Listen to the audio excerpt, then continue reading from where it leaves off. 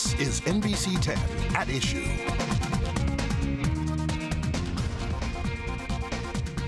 NBC10 at Issue. They call it fracking, hydraulic fracturing to extract natural gas from the Marcellus Shale Formation cutting through more than half of Pennsylvania. Now, as new state regulations and a fee go into place, the federal government considers moving in to protect the environment. Fracking now on NBC10 at Issue. Good morning, I'm Steve Highsmith. Hydraulic fracturing to extract oil and gas has been around for decades, but the technology to do it more efficiently began leaping forward in the 1980s and 90s. With the price of energy rising in the last decade and with where much of the remaining fossil fuels are, fracking has taken off. Pennsylvania started seeing this growth 3 to 4 years ago. The state rests atop one of the largest fields of natural gas trapped in shale in the United States. Hydraulic fracturing uses a combination of water, sand, and some chemicals under high pressure to blast away or break up tight shale formations that allows natural gas to flow to where it can be extracted. This can happen a few hundred feet down, but mostly occurs a few thousand feet below the surface.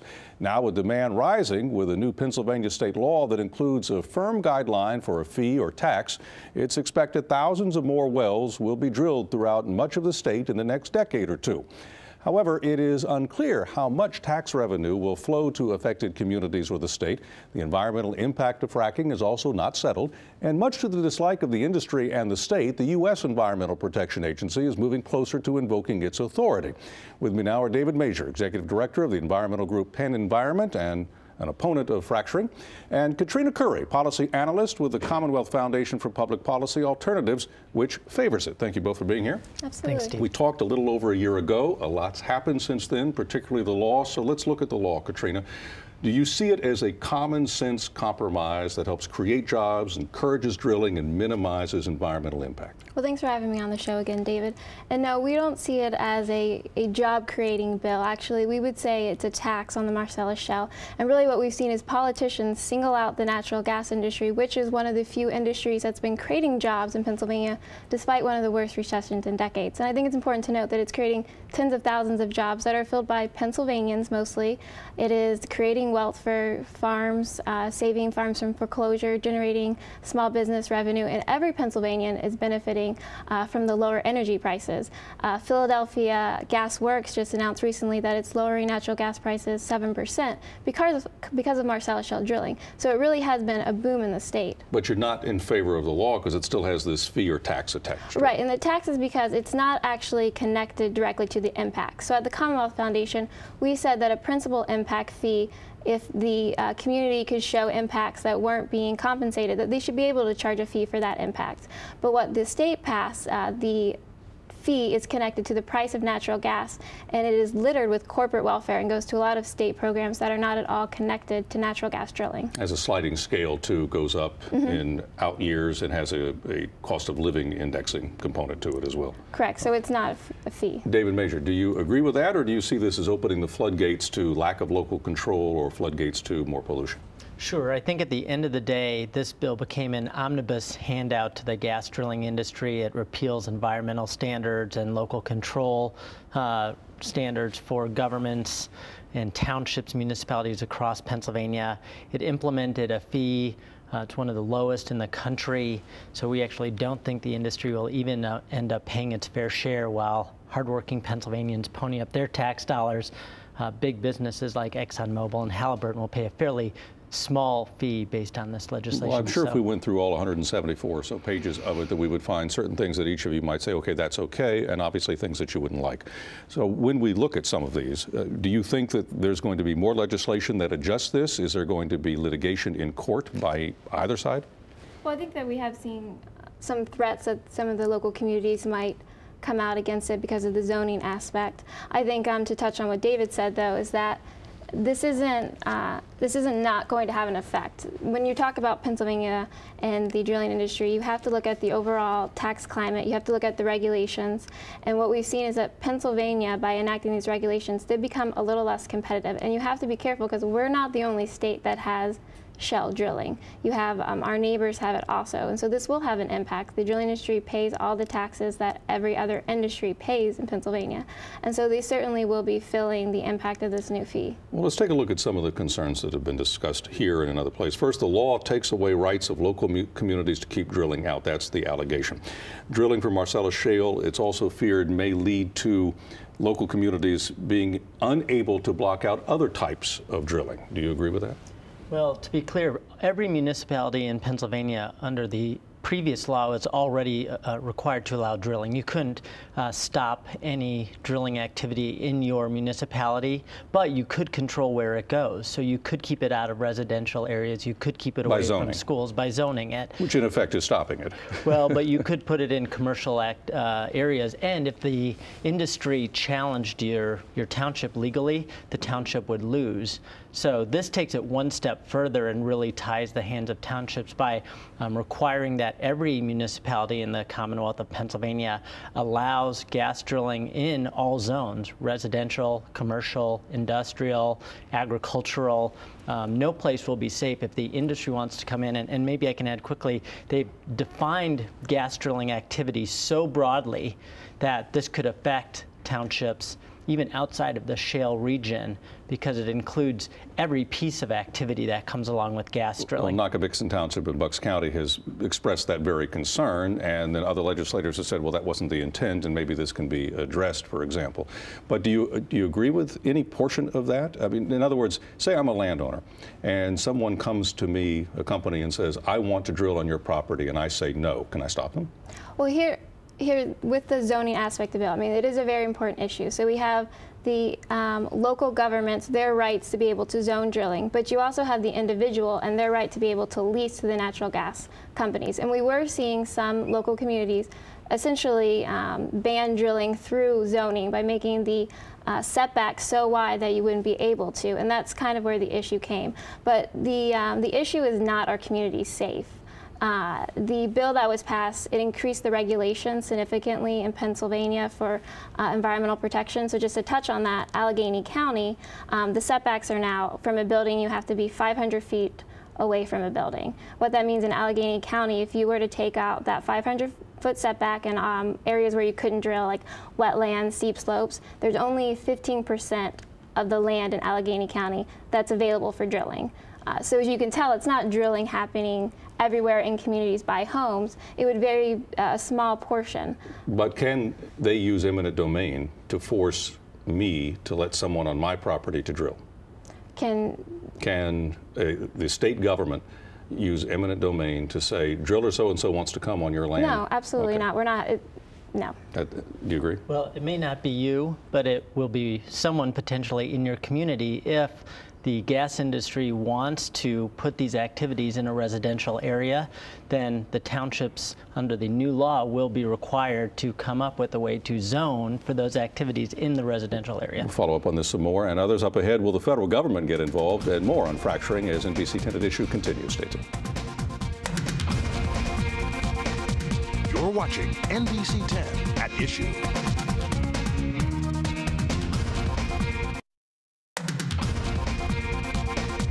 You're watching NBC10 at Issue.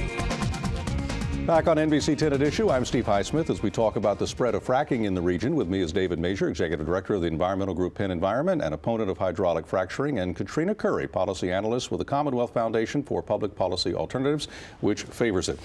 David, there are codified provisions now that seem stronger than maybe what was in place before, the 500 feet. There are 2,500 feet provisions for others. There are bond requirements that are higher than before. There do seem to be provisions for plugging the well. There seem to be provisions for what happens at each step along the way, the spud portion right when it starts. So all those things would make a lot of people feel that the legislature took care to try to protect the environment in this. Well, I think that there were incremental steps forward in the bill, but the huge steps backwards will just outweigh those. So before, maybe the state was trying to deal with gas drilling. It was like stopping a flood with a teaspoon, and now we're trying to stop it with a tablespoon.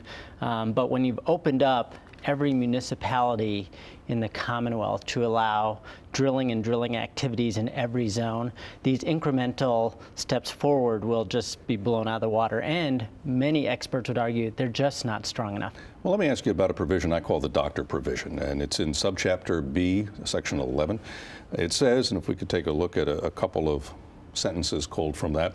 A driller may require the written promise from the health professional, meaning a doctor, for example, that the information may not be used for purposes other than the health needs asserted, and that the health professional shall maintain the information as confidential, because under this law they are given, the drillers, certain protections for proprietary chemicals that they put together, concoctions, compounds.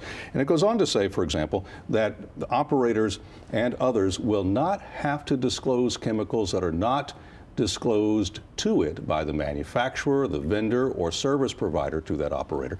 Chemicals that were not intentionally added to the stimulation fluid, that's what they call the hydraulic fluid, the stimulant, and that the chemicals that may not be the incidental result of a chemical reaction or chemical process. So, Katrina, to some people who are skeptics, they'll look at some of those clauses and they'll say, that gives them an out to accidentally pollute. It also prevents the physician from doing anything other than with his or her direct patient. So if a physician has a concern about, well, I think there could be widespread water contamination, he could not go to someone, larger community, and say, I think there's a problem here, these chemicals are being used.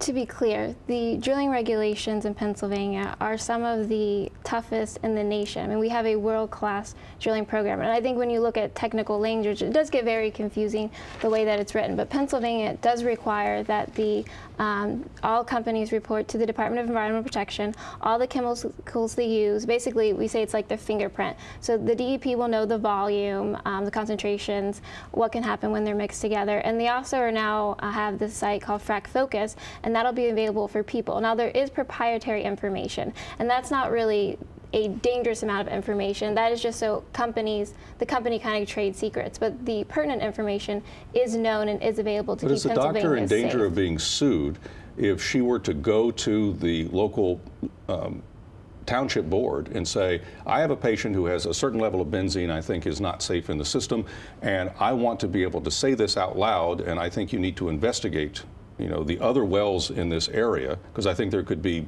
benzene in this particular amount in people's bodies. Would that doctor be in danger of being sued? Well, I think there would be laid out the appropriate way to go through and do that. And I think the concern is more of taking it to an inappropriate source first, and that there would be protections to make sure that they get that information out. David? Yeah, I mean, this is, I think, shocking and appalling. It's everything against medical ethics we know today. My mom's a nurse. My dad is an emergency room doctor. This goes against everything they've been taught.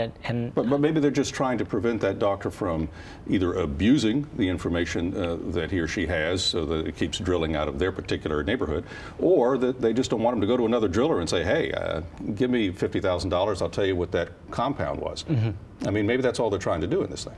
Well, that may be the intent if we want to be optimists, but we know what the law will actually do, and medical professionals all over the Commonwealth and the country are voicing concern about what this new law will mean for the medical community here in Pennsylvania. This impact fee, do you have any sense of what it's really going to be?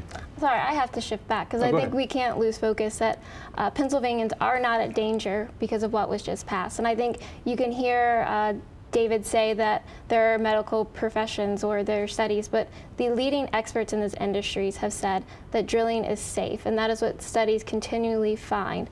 And I think it's important that that message gets out to Pennsylvanians, that it wouldn't be allowed to haphazardly happen. The regulations that were just passed, when people see where we stand nationally, I mean, we are leaders in regulating the drilling industry. Is Pennsylvania a leader? No, and I think when we hear rhetoric like this, when it comes to gas drilling, it doesn't really help to have a fair dialogue, and I don't think the public believes that. If it's from I have to stop you there after take a break. We'll continue. I want to ask about this money. Yeah. Up ahead, more on hydraulic fracturing and the water supply on NBC10 at Issue. Stay tuned. You're watching NBC10 at Issue.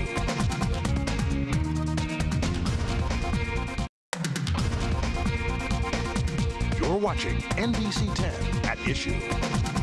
NBC10 at Issue continues on the process of fracking to extract natural gas. With me are David Masur of PennEnvironment and Katrina Curry of the Commonwealth Foundation. Let's see if I can find one area you agree on. You both don't like the impact law, but for different reasons. You think it's a tax and that it's punitive, and you don't think it's enough.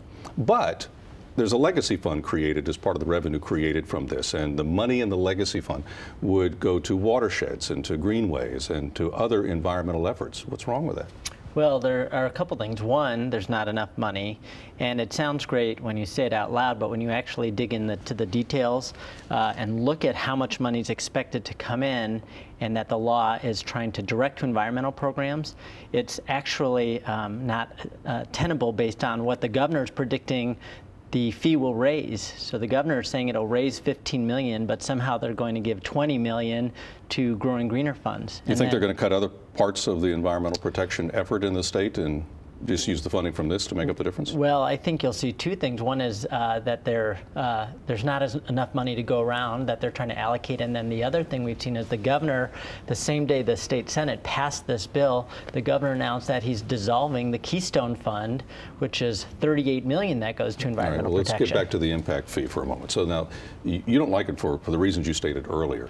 Is there also a concern that it isn't a level playing field, that some counties may have no fee or a minimal fee, and others will try to have the highest fee? Is there? Well, we think that's good that it's an option. So counties can decide based on if the industry isn't paying for its impact, if it wants to enact a fee. But to touch on two things, I mean, it is littered with corporate welfare, and that's one of the big problems, is that right off the bat, the first $23 million of the tax goes to statewide programs, and that includes $1 million for freight assistance. There's $11 million to try to bribe the Shell chemical processing plant, the cracker plant, to try to bribe it into the state. There's money going to, word, yeah, well, incentivize. Influence. And then there's also money to take the natural gas fleet vehicles, which we think the natural gas industry shouldn't be required to sustain programs that aren't related or subsidize related programs like natural gas vehicles. But to touch on what David said, one of the things he mentioned was Growing Greener funding. The fee isn't actually making the $20 million that he actually referenced. It's actually redirecting money from the oil and gas fund and taking that money that was already going to drilling and repurposing it to Growing Greener. And one problem with Growing Greener is that it subsidizes renewable energy projects in downtown development. So Philadelphia, for example, it gave the Philadelphia Museum of Arts $25,000. Let me go on to another subject while we have a minute left in this segment, and that is that the U.S. Environmental Protection Agency seems to be moving towards getting more involved. They issued a report in December about a Wyoming field called a Pavilion Field and said that there was damage caused there to the water supply by fracking. And do you agree with that study? Do you accept the study? Well, no, real quick though, I mean, we need to be cautious with what the EPA is saying given its history. In 2010, the EPA went in Texas, wrongly accused Range Resources. It was the local Environmental Protection Agency that got it wrong. On the Pavilion Field? With the Pavilion, you have, when they released the reports, there were a lot of scientists that came out who were talking to the EPA before they released it and said, we have all these questions, and the EPA brushed them aside and said, we'll answer you later. I think as the top environmental agency in the United States, I put my faith in their research. Are they perfect? No, but I think their track record's quite strong. And so we have to look at this and I think take precautionary steps. More on clean water, dirty water, or boom or bust in a moment on NBC10 at Issue. Stay tuned. You're watching NBC10 at Issue.